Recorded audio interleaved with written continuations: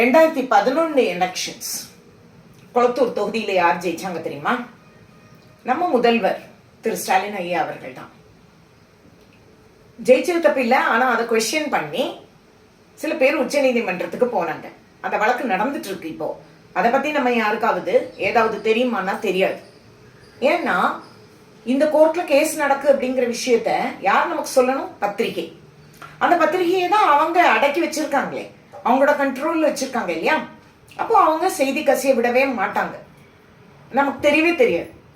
இந்த மாதிரி போலீஸ், செய்தியாளர்கள் இதெல்லாத்தையும் ரொம்ப ஓவரா கண்ட்ரோல் பண்றாங்க அப்படின்னு சொன்னா அது ஒரு ஏகாதிபத்திய அரசு மட்டும்தான் அதை பண்ணும்.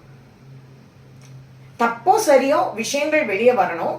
அதுக்கப்புறமா அவங்க உங்க கட்சி சார்ந்து அதுக்காக வேண்டி வாதங்களை முன்வைத்து மக்கள் மன்றத்துல பேசணும். அதை விட்டுட்டு இது ரொம்ப மோசமான விஷயம் இல்லையா? இவ்வளவு பெரிய விஷயம். ஒரு முதலமைச்சரா ஒருத்தர் இருக்காரு, அவருடைய தேர்தல் வெற்றியை எதிர்த்து தாக்கல் பண்ணப்பட்டிருக்கு ஒரு வழக்குனாக்கா நமக்கு தெரியணும்ல.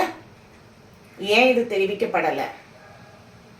அது question number 1. Question number 2, I'll just read out சில பேர்கள்.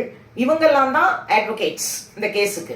கபில் சிபல், முகுல் ரோஹத்கி, அமித் ஆனந்த், பிரஞ்சல் மிஸ்ரா, தன்வி ஆனந்த், தேவ்யானி குப்தா, ராகேஷ் சர்மா, தேவான்ஷ் ராய், அப்புறம் இன்னும் கொஞ்சம் பேர்.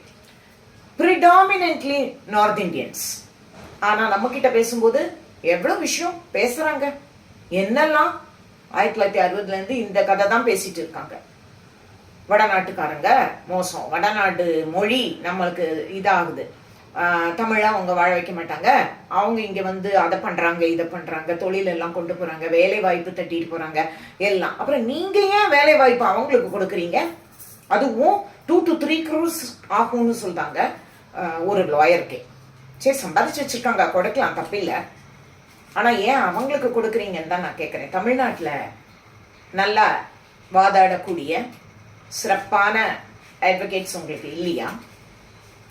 அதை நாம யோசிக்கணும், இந்த மாதிரியான விஷயங்கள் எல்லாத்தையும்.